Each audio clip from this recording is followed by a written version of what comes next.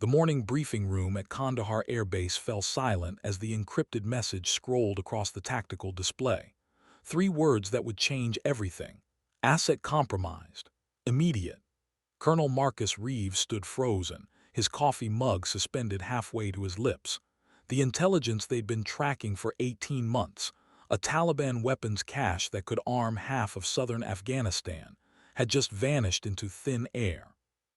"Sir, we have a problem," Staff Sergeant Williams announced, his voice cutting through the morning's routine chatter. The room's fluorescent lights hummed overhead, casting harsh shadows across the faces of pilots who'd seen too much war already. Outside, the desert wind carried the distant sound of rotors spinning up, the eternal rhythm of military aviation that never stopped, never slept. Lieutenant Kira "Ghost" Vasquez sat in the back corner, her flight suit crisp despite the early hour. She'd been at Kandahar for exactly 72 hours, fresh from advanced flight training at Fort Rucker, and already the whispers had started. Too young, too small, too eager to prove herself in a man's war. Her call sign hadn't been earned through heroics. It came from her uncanny ability to slip through enemy radar undetected during training exercises, like a phantom in the sky. The encrypted message originated from Fob Chapman, a forward operating base nestled in the hostile mountains of Khost Province. Their embedded intelligence team had been tracking a high-value target for months, a Taliban commander known only as the Chemist, who specialized in improvised explosive devices. The man had ghosted through their surveillance network like smoke, always one step ahead, always vanishing when coalition forces closed in. "The asset was our only lead," Colonel Reeves said, his weathered face reflecting years of desert warfare.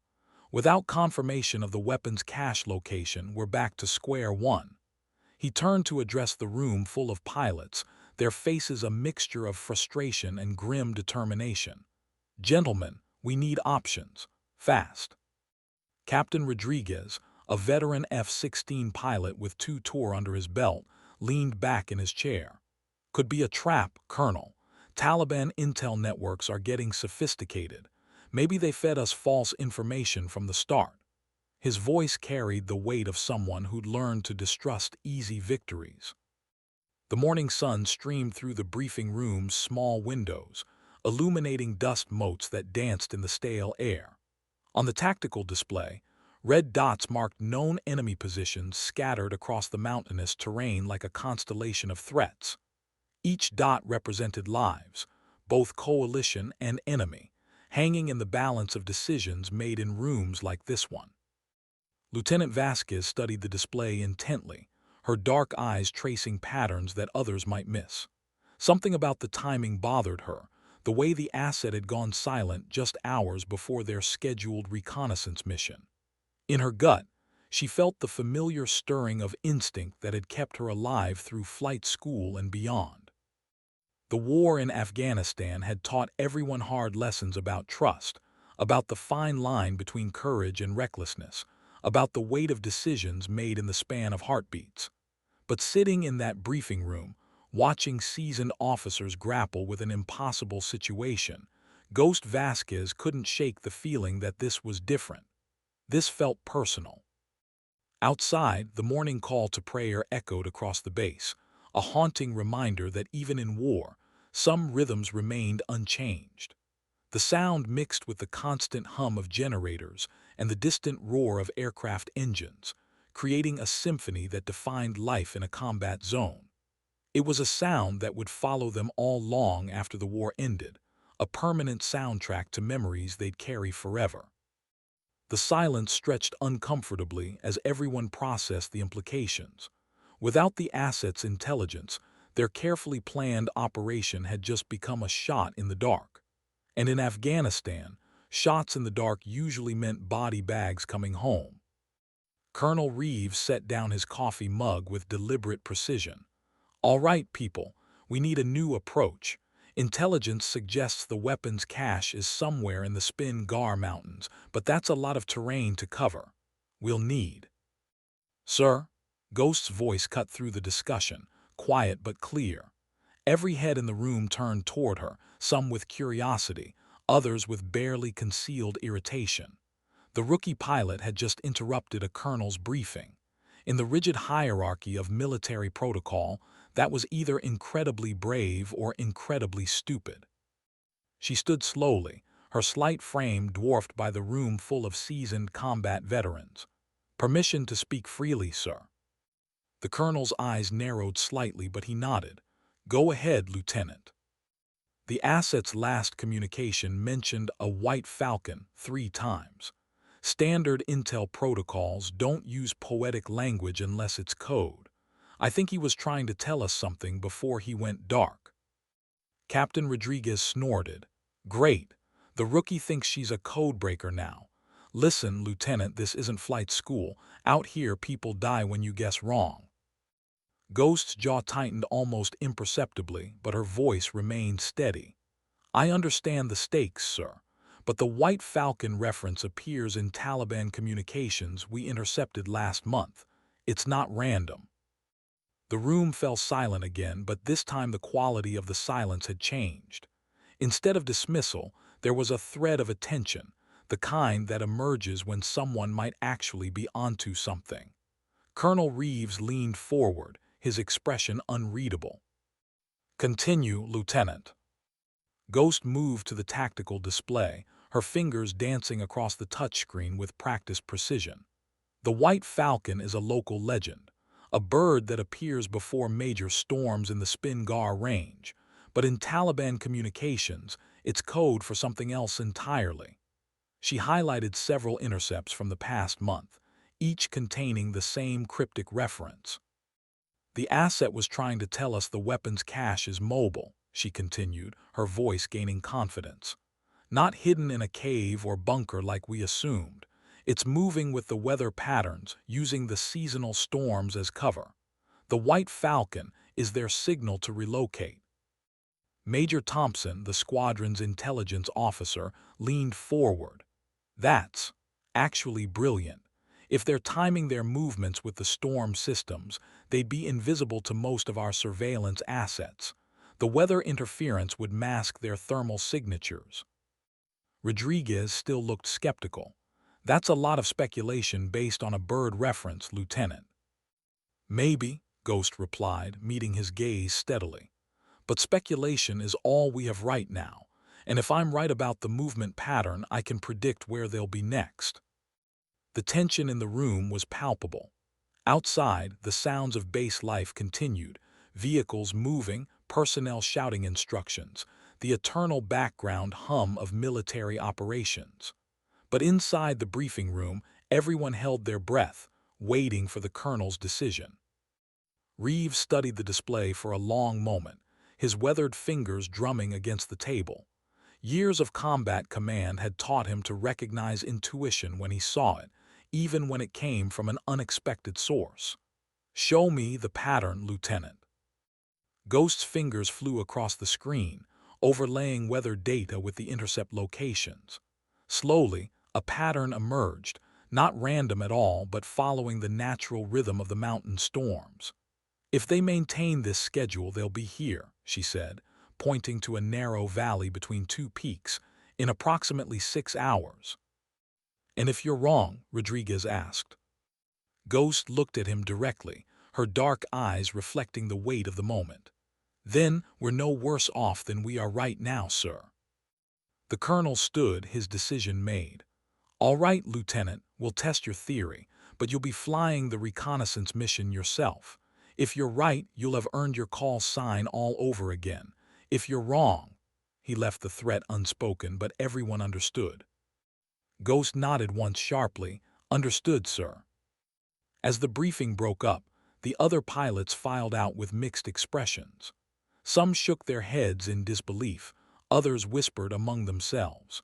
But Ghost remained focused on the task ahead, her mind already shifting into the tactical clarity that had gotten her through flight school. She'd volunteered for this deployment knowing the odds were stacked against her. Female pilots were still rare in combat roles, and every mistake would be magnified, every success questioned. But sitting in that briefing room, watching the pieces fall into place, She felt the familiar surge of adrenaline that came with being exactly where she belonged. The mountains of Afghanistan held secrets that had defeated armies for centuries. Today, she would try to steal one of those secrets from the sky. Captain Rodriguez approached her as she gathered her gear.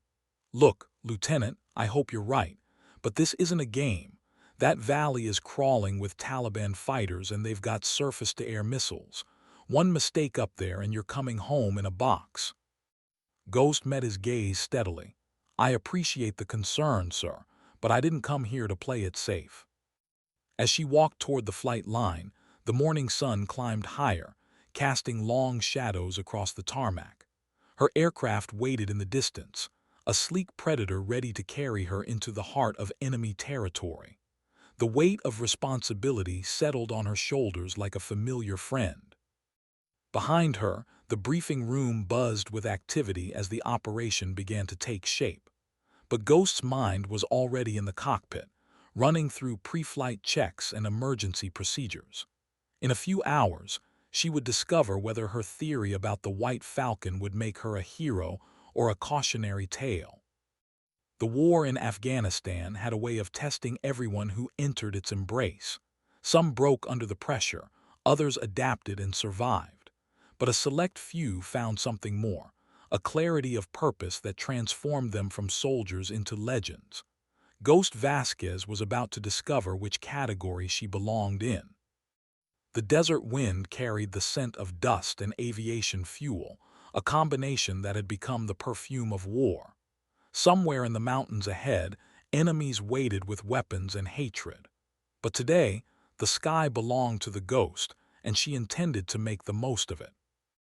As she approached her aircraft, Ghost allowed herself a small smile. The other pilots might laugh at the rookie now, but by sunset, everything would change. The White Falcon was about to spread its wings, and the hunt was finally about to begin. The morning briefing had ended, but the real work was just beginning. 30 minutes later, Ghost stood in the equipment room, methodically checking her survival gear. The ritual of preparation was sacred among combat pilots, each item inspected, tested, and positioned with obsessive precision. Her survival radio, emergency beacon, first aid kit, and sidearm were arranged in the exact configuration she'd practiced hundreds of times. "First combat mission, Lieutenant?" Master Sergeant Davis asked, his grizzled face showing the weathered lines of someone who'd seen too many young pilots come and go. He'd been fitting pilots for gear at Kandahar for 3 years, and he'd developed an eye for separating the ones who would come home from those who wouldn't. "Yes, Sergeant," Ghost replied, adjusting her helmet's night vision mount.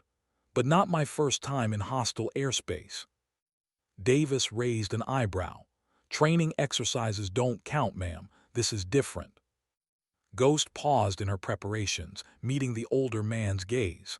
"I know, Sergeant, but different doesn't mean impossible." The Master Sergeant watched her for a moment, then nodded slowly. "Fair enough. But remember, the mountain valleys play tricks with radio signals. If you get into trouble up there, don't wait to call for help. Pride doesn't keep you alive." "Understood." As Ghost finished her equipment check, she thought about the conversation with Rodriguez. His skepticism wasn't entirely unfounded. She was untested in combat, and the stakes couldn't be higher. But something deep in her gut told her she was right about the White Falcon pattern. The question was whether she'd live long enough to prove it. The flight line stretched before her, a maze of aircraft and support vehicles bathed in the harsh morning light. Her bird waited at the far end, a modified F-16 Fighting Falcon equipped with the latest reconnaissance equipment. The irony of flying a Falcon to hunt the White Falcon wasn't lost on her. Chief Warrant Officer Martinez approached as she walked toward the aircraft, his mechanic's coveralls stained with hydraulic fluid and determination. "She's ready, Lieutenant. Full fuel, all systems green. The reconnaissance pod is calibrated and the encrypted communication suite is operational." Ghost nodded, running her hand along the aircraft's fuselage. The metal was warm from the sun, and she could feel the subtle vibration of the aircraft's systems humming to life. Any issues with the targeting system? Negative, ma'am. Everything's running smooth as silk. Just bring her back in one piece. The pre-flight inspection was thorough and methodical. Ghost checked every surface, every panel, every connection with the focused intensity of someone who understood that attention to detail was the difference between life and death. The F-16 was a complex machine, but it was also a faithful one. Treat it with respect, and it would carry you through hell itself. As she completed the external inspection, Ghost noticed several other pilots watching from the squadron building. Some were curious, others skeptical. A few seemed genuinely interested in seeing whether the rookie would prove herself or become another cautionary tale whispered in briefing rooms. The weight of their attention pressed against her shoulders, but Ghost pushed it aside.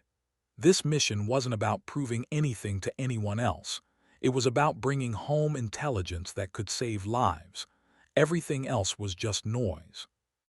Tower, this is Ghost One, requesting clearance for tactical reconnaissance mission. The radio crackled with static before the tower responded. Ghost One, you are cleared for takeoff. Winds are 270 at 15 knots, visibility unlimited. Weather reports show possible storm activity in the target area around 1400 hours. Ghost's pulse quickened. The storm timing aligned perfectly with her theory about the White Falcon pattern. If she was right, the Taliban would be moving their weapons cache right into the teeth of the approaching weather system. Roger Tower, Ghost One rolling. The F-16's engine spooled up with a throaty roar that she felt in her bones.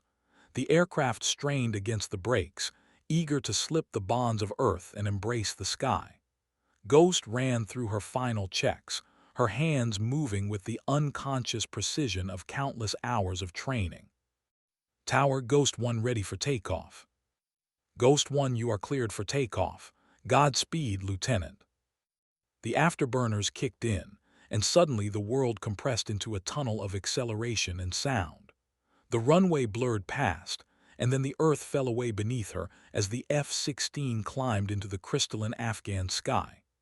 At 10,000 feet, Ghost leveled off and turned toward the mountains, her heart rate settling into the focused rhythm of combat operations. The landscape below was breathtaking and hostile in equal measure. Endless ridges of tan and brown stretched to the horizon, punctuated by valleys that could hide entire armies. It was terrain that had defeated the British, the Soviets, and now challenged the coalition forces with its ancient, patient hostility. Kandahar Control, Ghost One is airborne and proceeding to target area.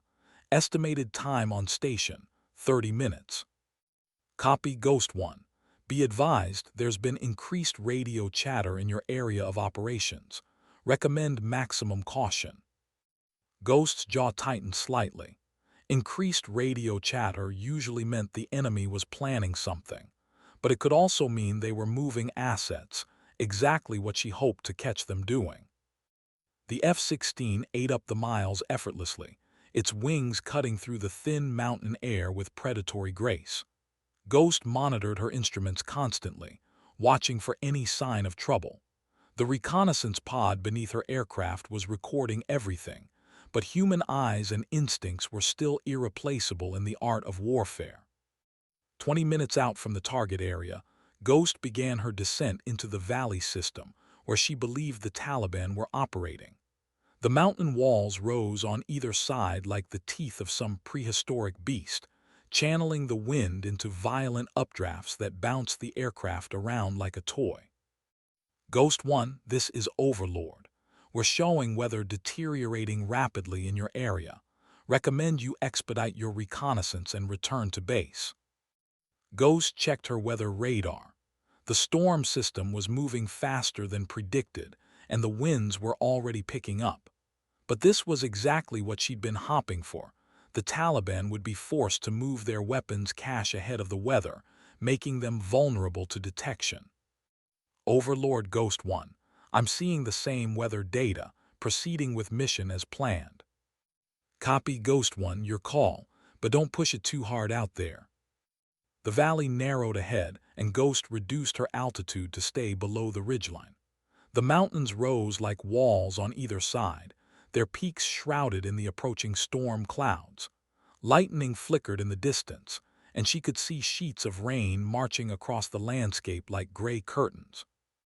Her reconnaissance equipment was painting a detailed picture of the valley floor, but so far, nothing unusual appeared on the sensors. Ghost flew the search pattern methodically, covering every possible hiding place with the patient precision of a hunter who knew that patience was often the difference between success and failure. Then, at the far end of the valley, she saw them. A convoy of vehicles was moving along what appeared to be a goat trail, their thermal signatures barely visible through the camouflage netting draped over their cargo. But Ghost's trained eye caught the subtle signs, the way the vehicles moved in tactical formation, the discipline of their spacing, the telltale heat signatures of military equipment.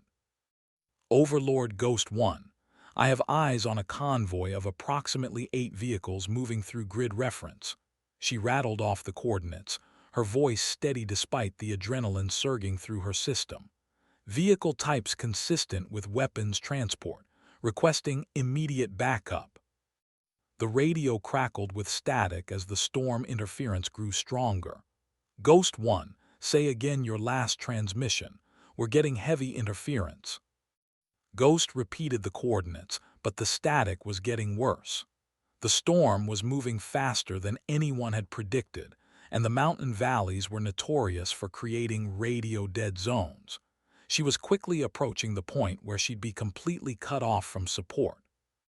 Below, the Taliban convoy had stopped. Ghost could see figures emerging from the vehicles, pointing up at the sky. They'd spotted her aircraft, and now the race was on. She needed to get close enough to confirm the weapons cache, but not so close that she'd be shot down by surface-to-air missiles. The F-16 responded to her touch like a living thing, diving and climbing through the turbulent air with grace that bordered on the supernatural. Ghost had always felt a connection to her aircraft that went beyond mere mechanical understanding. It was as if the machine could sense her intentions and respond accordingly. Ghost 1, this is Overlord. We're losing your signal. Recommend you return to base immediately. But Ghost was already committed to the reconnaissance pass. She dropped down to 500 feet above the valley floor, using the terrain to mask her approach. The Taliban vehicles were clearly visible now, and she could see the distinctive shape of weapons crates being hurriedly loaded into defensive positions. This was it. The White Falcon had led her to the prize. The first surface-to-air missile appeared as a streak of light rising from the valley floor. Ghost pulled hard left, the G-forces pressing her into her seat as the F-16 corkscrewed through the air. The missile flew past her wingtip, close enough that she could see the fire trailing from its exhaust. Ghost 1 taking fire, she called into the radio, but there was no response except static. The storm had completely cut her communications, and she was alone in the valley with an enemy that was very much awake and very much hostile. A second missile launch lit up her threat warning system. This one was better aimed, tracking her aircraft's heat signature with deadly precision. Ghost rolled inverted and pulled toward the valley floor, using the terrain to break the missile's lock. The rocky walls flashed past her canopy, close enough to touch. The missile detonated against the mountainside in a flower of orange flame and black smoke. Ghost felt the blast wave rock her aircraft, but the F-16 held together, its airframe designed to withstand the stresses of combat. She was through the worst of it now, climbing back toward safe altitude with the intelligence she'd come for. But as she cleared the valley rim, Ghost realized her problems were just beginning. The storm had engulfed the entire mountain range, and visibility was dropping to zero. Lightning crackled around her aircraft, and the turbulence was becoming severe enough to threaten structural damage. Her radio crackled with static, then cleared momentarily. Ghost 1, this is Overlord. What's your status? Overlord Ghost 1. Mission successful. I have confirmation of the weapon's cache location, but I'm trapped in the storm system and taking heavy weather damage. Copy Ghost 1. We're vectoring search and rescue to your location. Can you maintain altitude? Ghost checked her instruments. The electrical storm was playing havoc with her navigation systems, and the ice was beginning to form on her wings. The F-16 was a desert fighter, not designed for the kind of mountain weather that was currently trying to tear her apart. Overlord, I'm losing altitude and my navigation is compromised. I need a vector to clear air. But the radio had gone dead again, leaving her alone with the storm and her own skill as a pilot. Ghost fought to maintain control as the aircraft bucked and rolled through the turbulent air. Ice crystals formed on her canopy, reducing visibility to mere yards. This was the moment when training either carried you through or failed you completely. Ghost fell back on her instruments, flying by the numbers while her inner ear told her she was spinning out of control. The Horizon Artificial Indicator became her lifeline, the one reliable source of truth in a world gone mad with wind and lightning. The storm seemed to last forever, but gradually the turbulence began to ease. Ghost found herself flying through a hole in the clouds with clear sky visible ahead. Her aircraft was battered but intact, and most importantly, she was still alive. Overlord Ghost 1, I'm clear of the storm and heading home. Mission accomplished. The radio crackled back to life. Ghost 1, this is Overlord. Outstanding work. We have teams moving to the target coordinates now. Welcome home, Lieutenant. As Ghost turned toward Kandahar, she allowed herself a moment of satisfaction. She'd proven her theory about the White Falcon, located the weapons cache, and survived her first combat mission. But more importantly, she'd proven something to herself, that she belonged in this sky, among these mountains, fighting this war. The sun was setting as she approached the airfield, painting the desert in shades of gold and crimson. Below, the base was a constellation of lights in the gathering darkness, a beacon of safety in a hostile world. Ghost brought the F-16 in for a perfect landing, the aircraft touching down with the whisper-soft contact of a pilot who had truly mastered her craft. As she taxied to the flight line, Ghost could see the other pilots waiting for her return. Some were there out of curiosity, others out of respect, and a few out of genuine concern for a fellow aviator. But all of them were there, and that meant something in the tight-knit world of military aviation. Chief Martinez was waiting as she shut down the engines, his weathered face showing relief and pride in equal measure. How'd she handle, Lieutenant? Like a dream, Chief. She brought me home. As Ghost climbed down from the cockpit, she was surprised to see Colonel Reeves waiting for her. His expression was unreadable, but something in his eyes suggested that this debrief was going to be different from the usual post-mission routine. Outstanding work, Lieutenant, he said simply. The intelligence you gathered has already resulted in a successful strike on the weapons cache. You may have just saved a lot of lives. Ghost nodded, feeling the weight of the moment. Thank you, sir, just doing my job. No, Reeves replied, his voice carrying a note of respect that hadn't been there in the morning briefing. You did much more than that. You proved that sometimes the newest eyes see things the most clearly. As the colonel walked away, Ghost noticed Captain Rodriguez approaching. His expression was different now. The skepticism had been replaced by something approaching respect. Good flying out there, Lieutenant, he said simply. I was wrong about you. Ghost extended her hand. We all make mistakes, sir. The important thing is that we learn from them. Rodriguez shook her hand, his grip firm and respectful. I think you're going to fit in just fine here, Ghost. As the flight line emptied and the desert night settled over Kandahar, Ghost remained by her aircraft for a few more moments. The F-16 stood silent in the darkness, its metal skin still warm from the day's mission.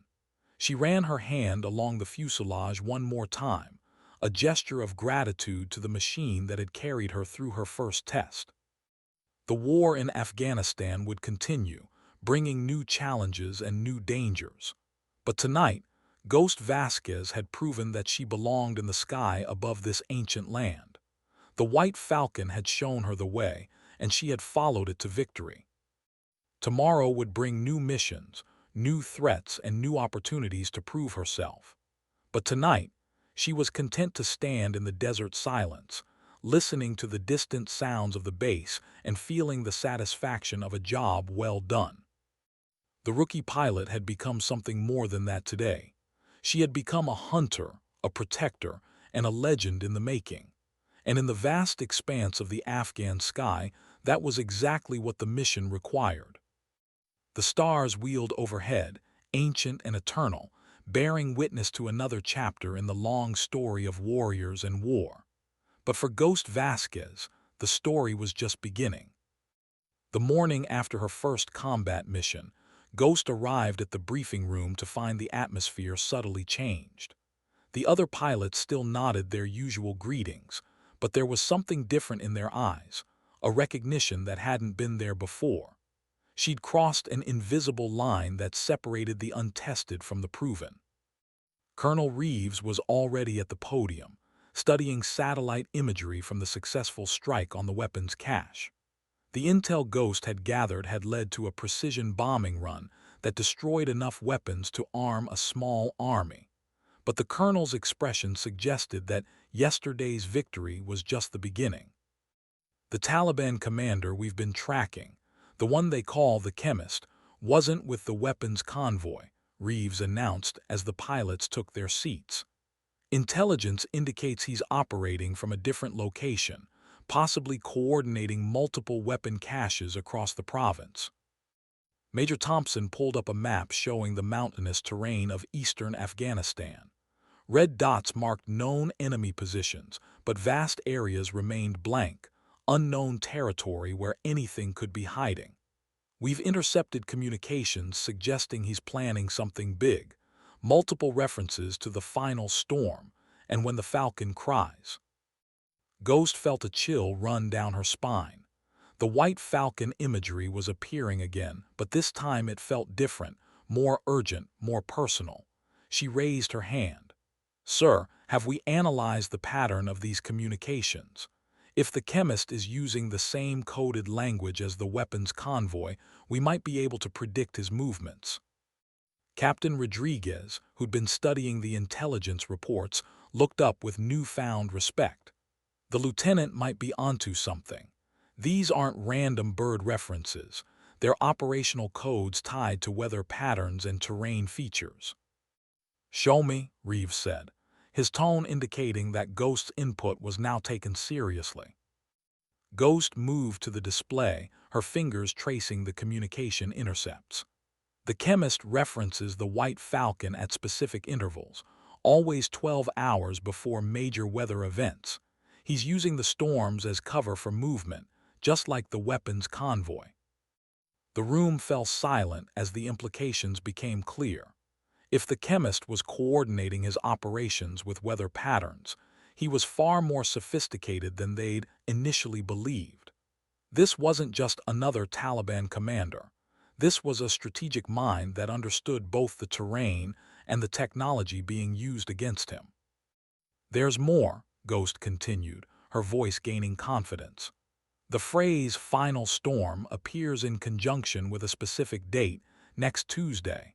According to weather forecasts, that's when the largest storm system of the season will hit the region." Major Thompson leaned forward. If he's planning something major, he'd need to coordinate multiple cells simultaneously. The storm would provide perfect cover for a complex operation. Colonel Reeves studied the data for a long moment. "Lieutenant Vasquez, you've been tracking this pattern longer than anyone. What's your assessment of his likely target?" Ghost had been thinking about this question since the previous evening. "Sir, if I were planning a major operation, I'd target something that would have maximum psychological impact. The Chemist specializes in explosives, which suggests he's not planning a direct assault. He's planning sabotage." "Sabotage of what?" "The airfield, sir. If he could damage or destroy Kandahar's runway during the storm, it would ground our entire air wing right when we need it most. The timing would be perfect: reduced visibility, compromised communications, and limited ability to respond. The briefing room erupted in discussion as the pilots grasped the enormity of what Ghost was suggesting. Kandahar was the hub of coalition air operations in southern Afghanistan. If the chemist could successfully attack the base during a storm, it would be a devastating blow to the entire war effort. "What do you recommend?" Reeves asked. Ghost had been formulating a plan since the moment she'd recognized the pattern. "We need to find him before the storm hits, but traditional reconnaissance won't work. He's too skilled at avoiding detection. We need to think like he thinks, move like he moves." "Explain." "He's using the weather as an ally, so we need to turn it against him.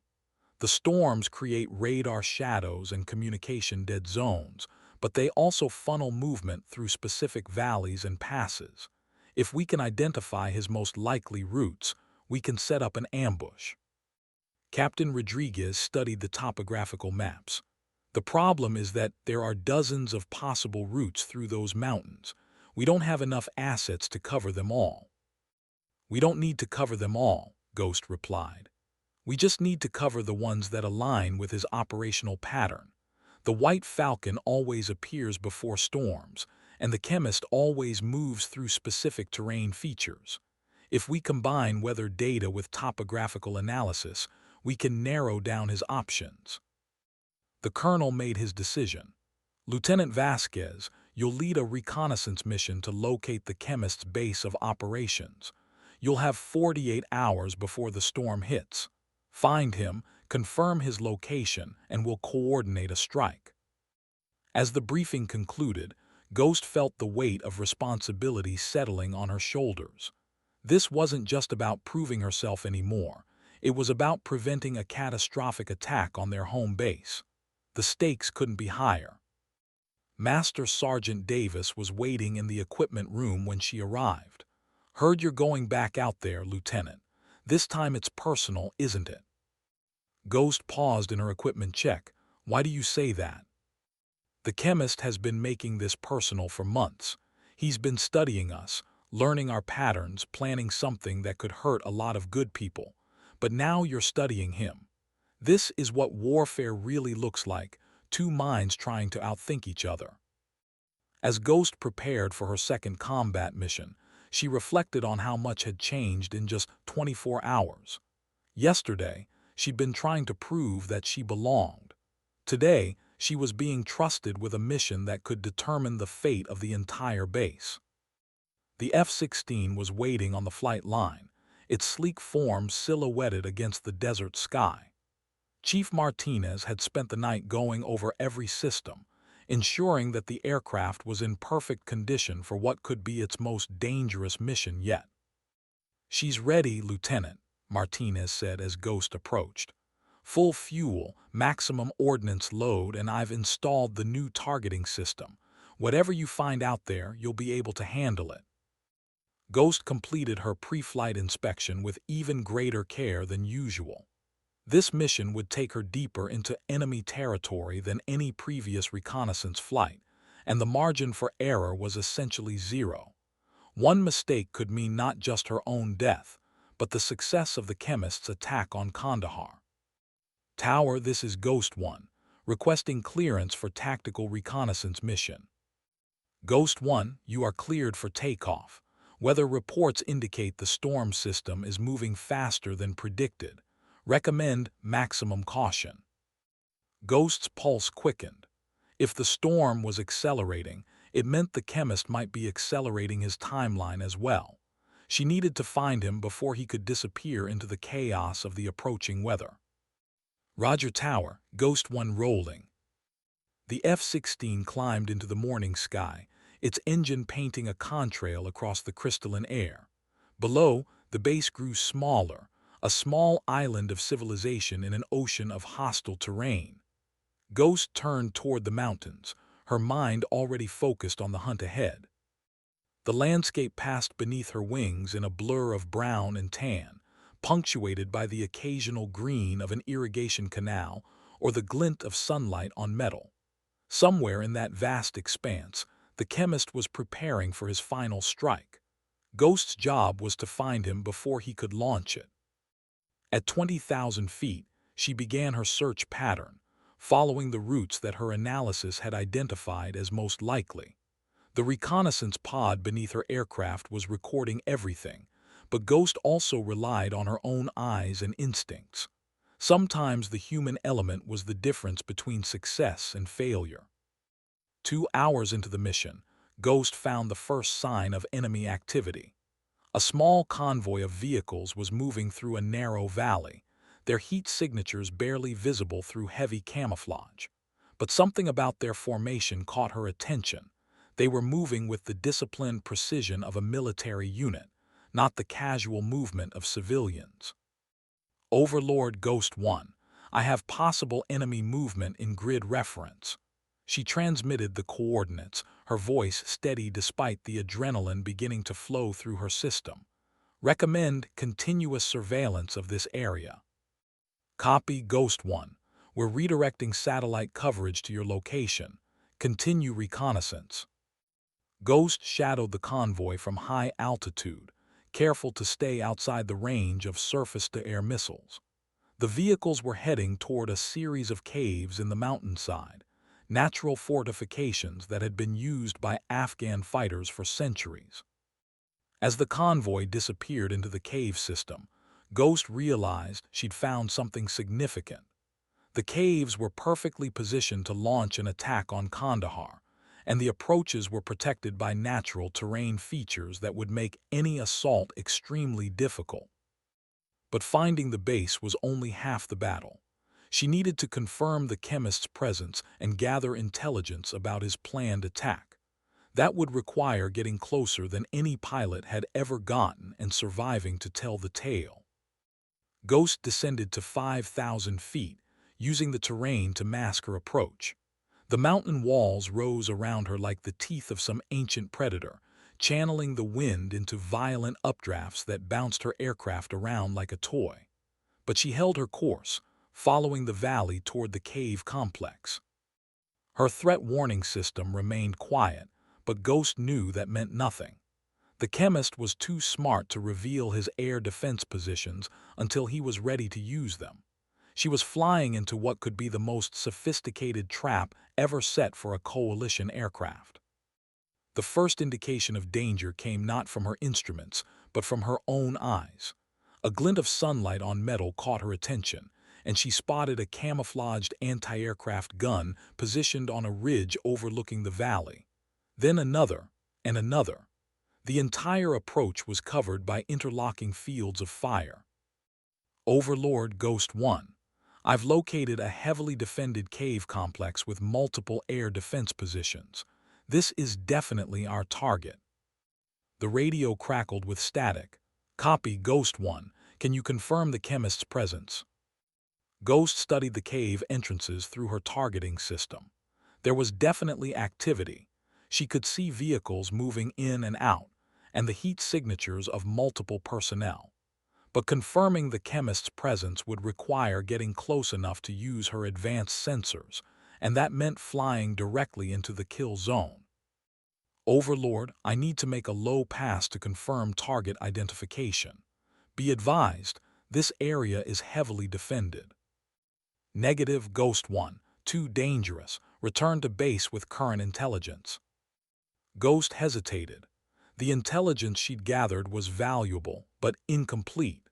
Without confirmation of the chemist's presence, any strike on the cave complex would be a gamble, and if they missed him, he'd disappear into the mountains and launch his attack on Kandahar. Overlord, if we don't confirm the target now, we may not get another chance. The storm system is accelerating, and he'll be moving soon. There was a long pause before the radio crackled back to life. Ghost 1, your call. But if you go in there, you're on your own until we can organize backup. Ghost checked her fuel and weapons status. She had enough for one reconnaissance pass, but if she got into trouble, she'd be fighting her way out alone. The smart play was to return to base with the intelligence she had. But sometimes the smart play wasn't the right play. Overlord Ghost 1 going in. Will advise when complete. Ghost rolled the F-16 into a diving turn, using gravity to build speed as she dropped toward the valley floor. The mountain walls flashed past her wingtips, close enough that she could see individual rocks and patches of scrub vegetation. At this altitude, there was no margin for error. The cave complex rushed toward her, and Ghost activated her advanced reconnaissance systems. Cameras and sensors recorded everything, painting a detailed picture of the enemy installation. She could see weapons caches, communication equipment, and most importantly, a large tent that appeared to be a command post. Then the anti-aircraft guns opened fire. Tracers filled the air around her aircraft, green streams of death that reached out like the fingers of some malevolent giant. Ghost rolled hard right, pulling G-forces that pressed her deep into her seat. The F-16 corkscrewed through the defensive fire, its airframe groaning under the stress. A surface-to-air missile launch appeared on her threat display, and Ghost pulled into a climbing turn that would have torn apart a lesser aircraft. The missile streaked past her canopy, so close that she could see the flame from its rocket motor. It detonated against the far wall of the valley, sending a shower of rock fragments cascading down the mountainside. But Ghost had gotten what she came for. Her sensors had detected the distinctive electronic signature of the chemist's communication equipment, and thermal imaging had confirmed the presence of a high-value target in the command tent. The intelligence was solid. This was definitely his base of operations. Overlord Ghost 1, target confirmed. The chemist is at the cave complex. Recommend immediate airstrike. Copy Ghost 1. We have strike aircraft inbound. Clear the area immediately. Ghost climbed away from the valley, her aircraft climbing toward the safety of altitude. Behind her, the cave complex bristled with anti-aircraft guns, their crews now fully alert to the threat from above. Any follow-up mission would face a prepared enemy. But as she cleared the valley rim, Ghost's threat warning system erupted in alarms. A sophisticated surface-to-air missile system had been tracking her climb, and now it had achieved lock-on. This wasn't the primitive equipment she'd faced in the valley. This was state-of-the-art technology that could reach her even at high altitude. The missile appeared as a streak of white fire rising from a concealed position. Ghost rolled, inverted, and pulled toward the Earth, using every trick she'd learned in training to break the missile's lock. But this system was too advanced, too persistent. It continued to track her aircraft despite her evasive maneuvers. Overlord Ghost 1, I've got a SAM tracking me.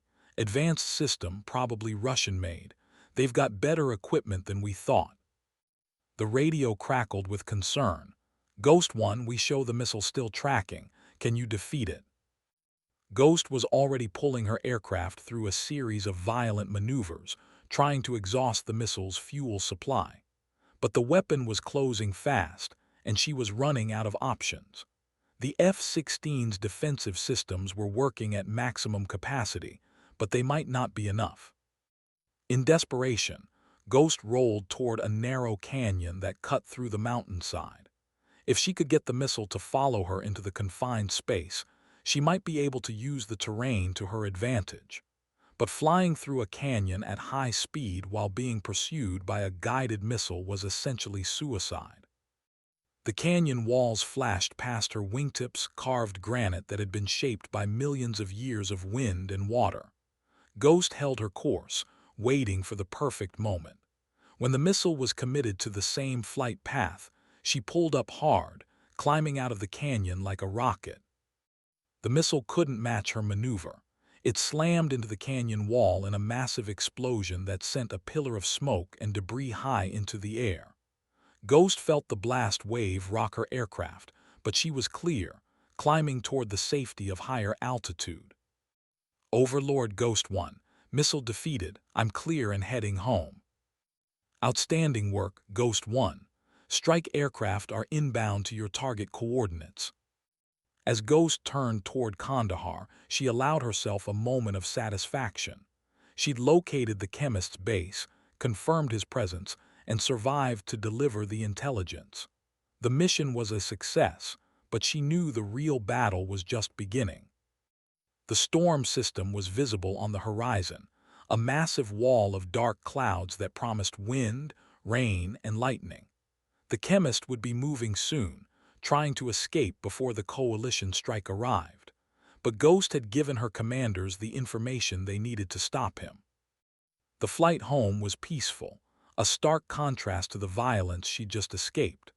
The desert stretched beneath her wings, vast and eternal, marked only by the occasional road or irrigation canal. It was hard to believe that such a beautiful landscape could hide so much danger. As Kandahar appeared in the distance, Ghost could see other aircraft taking off, the strike package that would hit the chemist's base. F-16s and A-10s formed up in combat formation, their weapons bristling with destructive potential. Her intelligence would guide those weapons to their target. Tower, this is Ghost 1, requesting clearance to land. Ghost 1, you are cleared for landing. Outstanding work out there, Lieutenant. Ghost brought the F-16 in for a perfect landing, the aircraft touching down with the gentle kiss of a pilot who had truly mastered her craft. As she taxied to the flight line, she could see the ground crews waiting for her return. Their faces showed relief and pride. She'd become one of them, a full member of the combat aviation community. Colonel Reeves was waiting as she shut down the engines. His expression was serious, but there was something in his eyes that suggested profound respect. Lieutenant, the intelligence you gathered is already being put to use. The strike package is inbound to the target as we speak. Ghost climbed down from the cockpit, her legs shaky from the adrenaline that was still coursing through her system. Sir, the chemist has more sophisticated equipment than we realized. Russian-made SAM systems, advanced communications gear. He's not just another Taliban commander. I know, Reeves replied. Intelligence has been tracking the flow of advanced weapons into the region. Your mission confirmed what we suspected. This is bigger than just one terrorist cell. As they walked toward the debriefing room, Ghost could hear the distant thunder of jet engines as the strike aircraft returned from their mission. The night sky was lit by flashes of lightning from the approaching storm, and she wondered if the chemist was watching the same sky, knowing that his carefully laid plans were about to be disrupted. The debriefing lasted 2 hours, with intelligence officers asking detailed questions about everything she'd observed. The reconnaissance data was analyzed frame by frame, revealing details about the chemist's operation that would have been impossible to obtain any other way. The strike was successful, Major Thompson announced as the session concluded. The cave complex has been destroyed, and we have confirmation of multiple casualties. However, we cannot confirm whether the chemist was among them. Ghost felt a chill of disappointment. After all the risk, all the danger, the chemist might have escaped. Sir, what about the approaching storm? If he's still alive, he might use it as cover to launch his attack on the base. We're increasing security protocols and maintaining maximum alert status, but thanks to your intelligence, we know what to look for. The advantage is now on our side. As Ghost left the debriefing room, she found Captain Rodriguez waiting for her. His expression was thoughtful, and she sensed that he had something important to say. Lieutenant, I wanted to apologize for my attitude during your first briefing. I was wrong to dismiss your insights, and I was wrong to question your readiness for combat operations. Ghost extended her hand. We all make mistakes, Captain. The important thing is that we learn from them and work together. Rodriguez shook her hand, his grip firm and respectful. I've been flying combat missions for 3 years, and I've never seen a pilot with your combination of tactical awareness and flying skill. You're going to have a bright future in this business. As Ghost walked toward her quarters, she reflected on how much had changed in just a few days. She'd gone from being the untested rookie to being a key player in a major intelligence operation. But more importantly, she'd proven to herself that she belonged in this war, fighting alongside these warriors. The storm was beginning to hit the base, with wind and rain lashing the buildings and aircraft. Lightning illuminated the sky in brilliant flashes, and thunder rolled across the desert like the sound of distant artillery. Somewhere in the mountains, the chemist might be planning his next move, but Ghost was ready for whatever came next. The war in Afghanistan would continue, bringing new challenges and new dangers. But tonight, Ghost Vasquez could rest knowing that she'd done her duty, served her country, and saved lives. Tomorrow would bring new missions, new threats, and new opportunities to prove herself. But tonight, she was content to listen to the storm and feel the satisfaction of a job well done. The rookie pilot had become something more than that. She had become a guardian of the sky, a protector of the innocent, and a warrior worthy of the uniform she wore. And in the vast expanse of the Afghan theater, that was exactly what the mission required. As she settled into her bunk, Ghost could hear the wind howling outside, carrying with it the scent of rain and the promise of clear skies ahead. Tomorrow would bring new challenges, but she was ready for them. The White Falcon had shown her the way, and she had followed it to victory. The storm raged through the night, but Ghost slept peacefully, dreaming of clear skies and the endless freedom of flight. 3 days after the strike on the Chemist's Cave complex, Ghost stood in the briefing room facing a situation that made her previous missions look like training exercises. The enemy had responded to the destruction of their base not with retreat, but with escalation. Intelligence reports indicated that the chemist had survived the attack and was now planning something far more ambitious than a simple assault on Kandahar. "We've intercepted communications suggesting a coordinated attack on multiple coalition bases," Colonel Reeves announced, his weathered face showing the strain of command during a crisis. "The chemist isn't just planning to hit us, he's planning to hit everyone."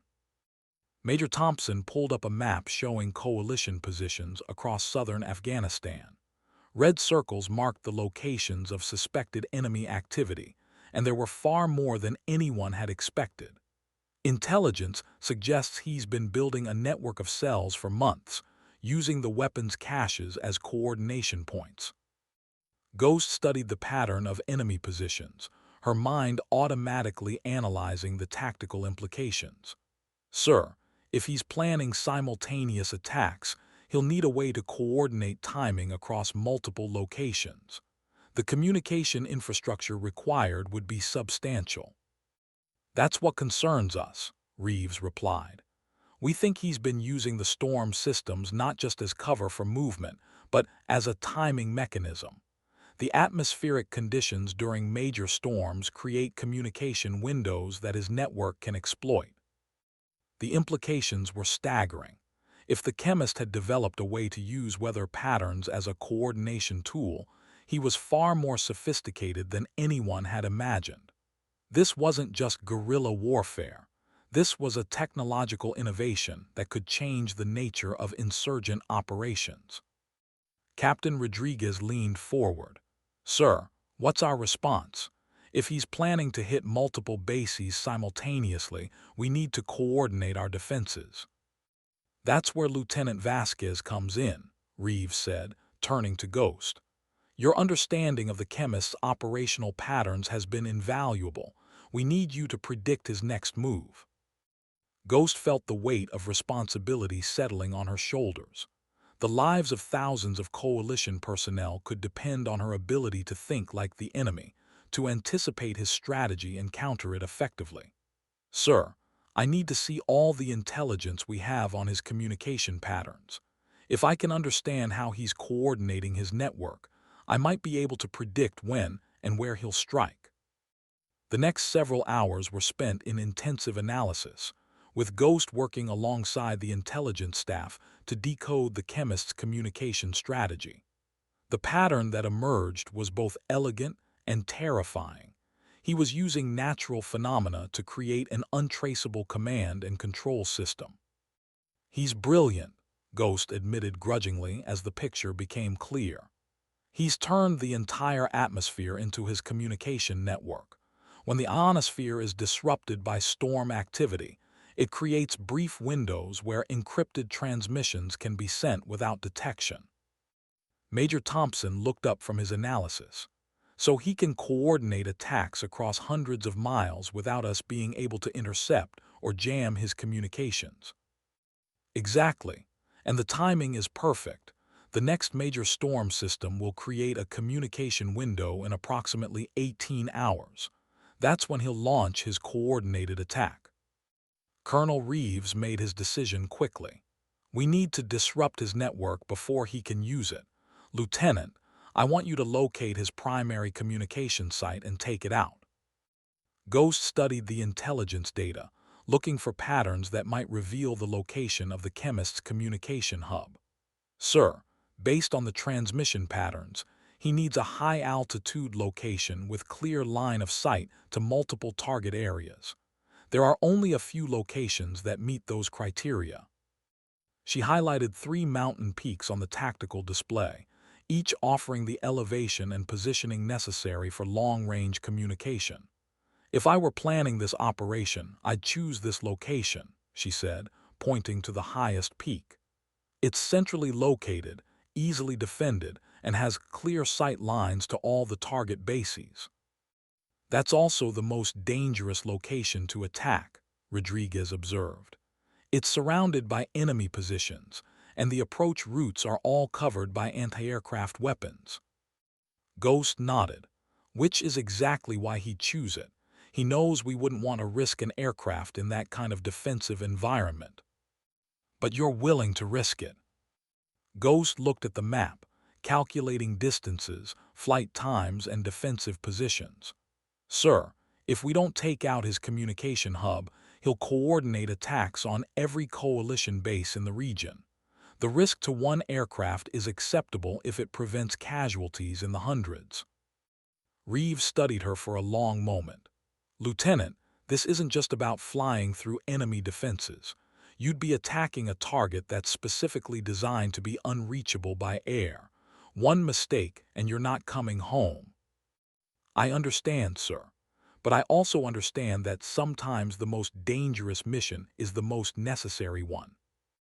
The colonel made his decision. Very well. You'll launch at 400 hours under cover of darkness. Your mission is to locate and destroy the chemist's communication hub, then return to base. You'll have fighter escort for the first part of the mission, but once you enter the target area, you'll be on your own. As the briefing concluded, Ghost felt the familiar surge of adrenaline that came with accepting a dangerous mission. But this time, there was something else, a sense of personal responsibility that went beyond duty. The chemist had made this personal by threatening not just her base, but the entire coalition effort. Master Sergeant Davis was waiting in the equipment room, his expression more serious than usual. This is a rough one, Lieutenant. The intel reports indicate that Mountain is crawling with sophisticated air defense systems. You sure you want to do this? Ghost paused in her equipment check. Sergeant, 3 days ago I was the rookie pilot that nobody took seriously. Now I'm being asked to fly the most dangerous mission of the war. I can't back down now. Fair enough. But remember, heroism is about coming home alive, not about dying gloriously. Don't take unnecessary risks out there. As Ghost prepared for what could be her final mission, she reflected on how quickly her life had changed. A week ago, she'd been trying to prove that she belonged in combat. Now she was being trusted with a mission that could determine the outcome of the war in southern Afghanistan. The F-16 was waiting on the flight line, its sleek form barely visible in the pre-dawn darkness. Chief Martinez had spent the night loading the aircraft with a full complement of air-to-ground missiles, and the targeting system had been calibrated for precision strikes. "She's ready for whatever you need, Lieutenant," Martinez said as Ghost approached. "Maximum ordnance load, extra fuel, and I've installed the latest defensive systems. If anyone can get through those defenses, it's you." Ghost completed her pre-flight inspection by flashlight, checking every system with the obsessive care of someone who understood that attention to detail was the difference between life and death. The F-16 was more than just a machine. It was her partner in the deadly dance of combat aviation. Tower, this is Ghost 1, requesting clearance for tactical strike mission. Ghost 1, you are cleared for takeoff. Fighter escort will join you at Waypoint Alpha. Weather conditions are marginal, with possible storm activity in the target area. Ghost's pulse quickened. If the storm was developing early, it meant the chemist might be accelerating his timeline. She needed to reach the communication hub before he could coordinate his network of attacks. Roger Tower, Ghost 1 rolling. The F-16 climbed into the star-filled sky, its engine cutting through the pre-dawn silence like a sword through silk. Below, the base disappeared into the darkness, leaving Ghost alone with the vast expanse of the Afghan landscape. Somewhere ahead, the enemy was waiting with weapons and hatred, but also with the communication hub that could coordinate devastation across the entire region. At 10,000 feet, Ghost rendezvoused with her fighter escort, two F-16s flown by veteran pilots who would accompany her part of the way to the target. Their presence was reassuring, a reminder that she wasn't completely alone in the hostile sky. Ghost 1, this is Eagle Lead. We'll escort you to the defensive perimeter, then you're on your own. Good luck in there. Copy, Eagle Lead. Thanks for the escort. The flight to the target area was peaceful, with the escort formation maintaining radio silence as they flew through the darkness. But Ghost knew that the peace was deceptive. Ahead lay the most sophisticated air defense network she'd ever encountered, commanded by an enemy who had specifically prepared for her arrival. As they approached the outer defensive perimeter, Ghost could see the mountain peak silhouetted against the star-filled sky. It rose like a monument to ancient gods, its slopes covered with the positions of modern warriors. Somewhere on that peak, the chemist was waiting with his communication equipment and his dreams of coordinated destruction. Ghost 1, this is Eagle Lead. We're at the escort limit. From here you're on your own. Godspeed. Copy, Eagle Lead. See you on the way home. The escort aircraft turned away, leaving Ghost alone with the mountain and her mission. She descended to low altitude, using the terrain to mask her approach. The defensive positions were clearly visible on her threat display, arranged in interlocking patterns that would make any approach extremely dangerous. But Ghost had studied the intelligence reports, and she had a plan. The chemist's sophistication was also his weakness. He'd created a defensive network that was too complex to be perfectly coordinated. There would be gaps, brief windows where she could slip through undetected. The first anti-aircraft position appeared on her sensors, a sophisticated system that could track and engage targets at long range. Ghost flew directly toward it, her aircraft hugging the mountainside to avoid detection. At the last second, she pulled up and over the position, using the mountain itself as a shield. The defensive systems were activating now, their radar signatures painting the sky with electronic searches. But Ghost was already through the first layer, diving toward the next defensive position with the precision of a surgeon's scalpel. The F-16 responded to her touch like a living thing, dancing through the hostile sky with grace that bordered on the supernatural. A surface-to-air missile launch lit up the darkness, its exhaust trail painting a line of fire across the star-filled sky. Ghost rolled hard left, pulling G-forces that would have crushed a lesser pilot. The missile flew past her wingtip, close enough that she could feel the heat from its rocket motor. But she was through the defensive perimeter now, climbing toward the communication hub that represented the chemist's greatest vulnerability. The target appeared on her sensors, a cluster of sophisticated equipment positioned on the highest point of the mountain. One precision strike would destroy months of preparation and prevent the coordinated attack. Ghost armed her weapons and began her attack run, diving toward the target with the focused intensity of a predator closing on its prey. The mountain rushed toward her, its rocky surface clearly visible in the pre-dawn light. This was the moment when training, skill, and determination would determine whether she succeeded or failed. The communication hub was directly ahead, its antennas and equipment clearly visible through her targeting system. Ghost lined up for the perfect shot, her finger hovering over the weapon's release. One missile, perfectly placed, would end the chemist's dreams of coordinated destruction. But as she prepared to fire, her threat warning system erupted in alarms. The chemist had saved his most sophisticated defense for last, a state-of-the-art surface-to-air missile system that had been hidden until this moment. The missile was already in the air, tracking her aircraft with deadly precision. Ghost had seconds to choose: complete the attack and risk being shot down, or abort the mission and allow the chemist to coordinate his network of destruction. The choice was clear, even if the consequences were not. She fired her missile at the communication hub, then rolled into the most violent evasive maneuver of her career. The F-16 twisted through the air like a thing possessed, its airframe groaning under stresses that would have torn apart a lesser aircraft. Behind her, the communication hub disappeared in a flower of orange flame and black smoke. But the chemist's missile was still tracking her, closing the distance with implacable determination. Ghost pulled every trick she knew, using the mountain terrain to try to break the missile's lock. But this system was too advanced, too persistent. It continued to track her aircraft despite her desperate maneuvers. In the final seconds before impact, Ghost made a decision that would define her legacy. Instead of trying to escape, she turned toward the missile, accepting the collision that would destroy both her aircraft and the weapon that threatened to shoot her down. It was a pilot's final act of defiance. If she was going down, she was going down fighting. The missile and aircraft met in a brilliant explosion that lit up the mountainside like a second sun. The sound echoed across the valleys, a thunder that announced the end of both the chemist's communication network and the rookie pilot who had become something far more than anyone had expected.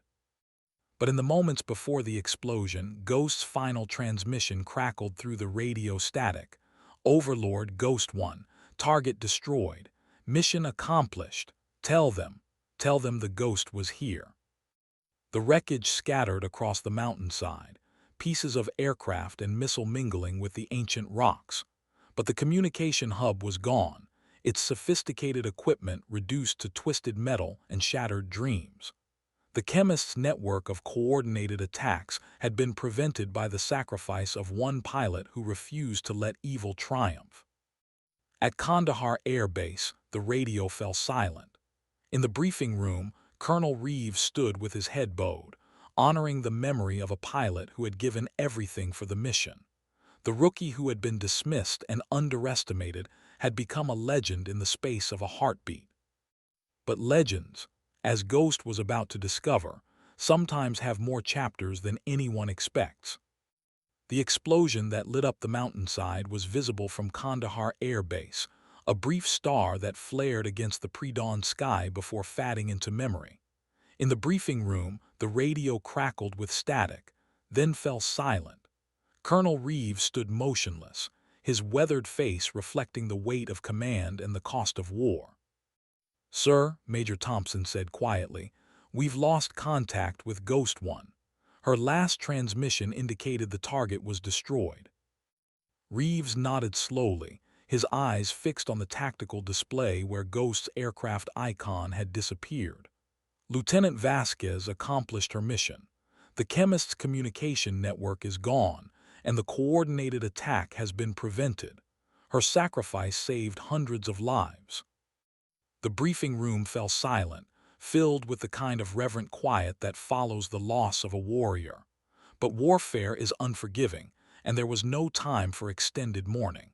The immediate threat had been eliminated, but the war continued, and decisions had to be made. "Sir," Captain Rodriguez said, his voice carefully controlled, "we should organize a search and rescue operation. It's possible that Lieutenant Vasquez survived the explosion." Reeves looked at the intelligence data, calculating distances, terrain, and enemy positions. The target area is crawling with Taliban fighters, and the explosion site is in the middle of enemy territory. Any rescue mission would be extremely dangerous. With respect, sir, Ghost risked everything to complete her mission. We owe her the same dedication. The colonel studied the younger pilot for a moment, recognizing the determination in his eyes. Rodriguez had been among the most skeptical of Ghost's abilities, but her courage had transformed his doubt into deep respect. Very well. Organize a search and rescue mission. But I want maximum caution. We're not going to lose more people on a mission that may be hopeless. As the briefing broke up, the pilots filed out with mixed emotions. Ghost had become one of them, a full member of the combat aviation community, and her loss was felt deeply. But she had also shown them something about courage and sacrifice that would inspire them for the rest of their careers. Meanwhile, high on the mountain where the explosion had occurred, something stirred in the wreckage. Ghost Vasquez opened her eyes to find herself suspended in her ejection seat, hanging from a parachute that had deployed automatically when her aircraft exploded. The seat's survival systems had functioned perfectly, carrying her clear of the blast and depositing her in a small clearing halfway down the mountainside. Her head was ringing from the explosion and her left arm was twisted at an unnatural angle, but she was alive, conscious, and armed with her survival gear. The communication hub was gone. She could see the smoke rising from the mountaintop, but now she faced a new challenge: surviving in enemy territory until rescue could arrive. Ghost activated her survival radio, hoping to establish contact with Kandahar. Overlord, this is Ghost One. I'm alive and on the ground. Request immediate extraction. Static filled the radio, then a voice crackled through. Ghost One, this is Overlord. We thought you were KIA. What's your status? I'm injured but mobile. The ejection seat saved my life. I'm approximately 2 miles southeast of the target area, but I can see enemy patrols moving in my direction. Copy, Ghost One. We have a search and rescue mission organizing. Can you evade until we can reach you? Ghost looked around at the rocky terrain, calculating her options. The mountain was covered with hiding places, but it was also filled with Taliban fighters who would be searching for her. I'll do my best, Overlord, but you'd better hurry. The next 12 hours would test every survival skill Ghost had learned in training. She moved carefully through the rocky terrain, using natural cover to avoid the enemy patrols that were systematically searching the area. Her injured arm made progress slow and painful, but she forced herself to keep moving. The Taliban fighters were skilled trackers, and they knew the terrain better than any outsider ever could. But Ghost had advantages they didn't expect. Her pilot training had included extensive survival instruction, and her analytical mind allowed her to think several steps ahead of her pursuers. As the sun climbed higher, Ghost found a cave system that offered both concealment and defensive positions. She carefully checked the area for booby traps, then settled in to wait for rescue. Her survival radio crackled with updates from the search and rescue team, but the mountains were notorious for blocking radio transmissions.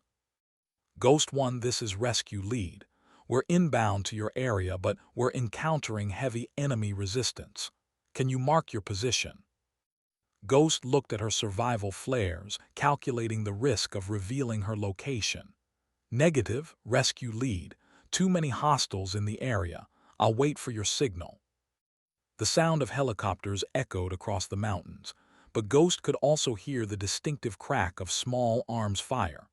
The rescue team was fighting their way through enemy positions, taking casualties to reach her location.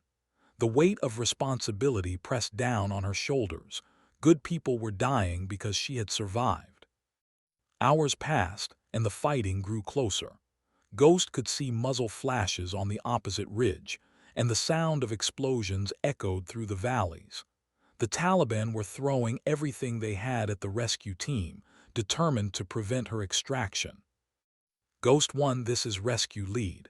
We're taking heavy fire and running low on fuel. We need to extract you now, or we'll have to abort the mission." Ghost looked at her hiding place, then at the enemy positions between her and the rescue helicopters. The distance was only a few hundred yards, but it might as well have been a mile. "Rescue lead, I can see your position, but there are at least 20 enemy fighters between us." "Copy, Ghost 1. We're going to lay down covering fire. When you see the rockets, run for the extraction point. This is your only chance." Ghost prepared for the sprint of her life, checking her equipment and psyching herself up for what could be her final act. The injured arm would slow her down, but she had no choice.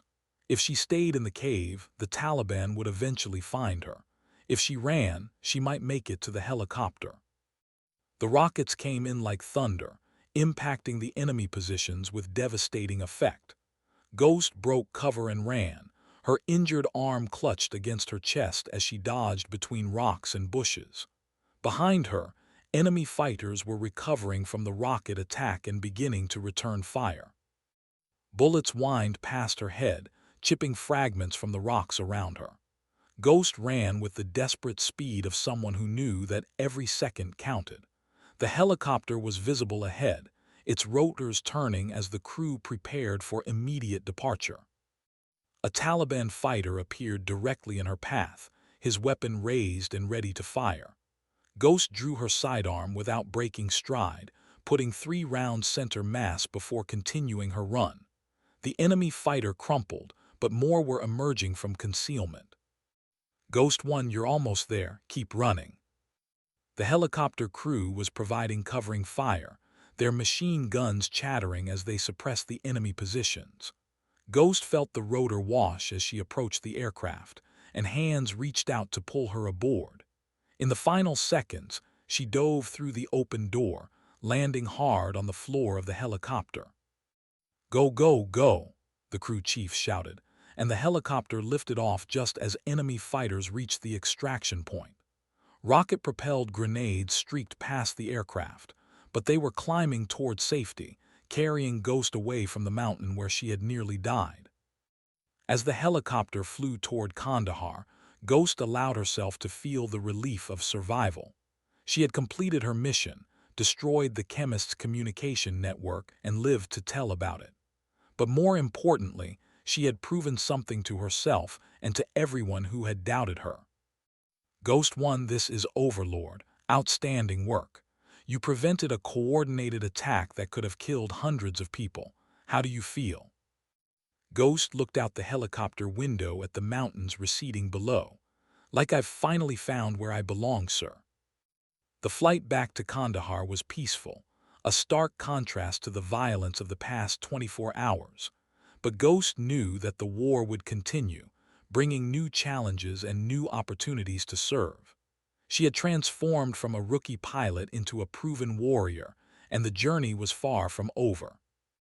As the base appeared in the distance, Ghost could see aircraft taking off and landing, the eternal rhythm of military aviation continuing despite the losses and victories.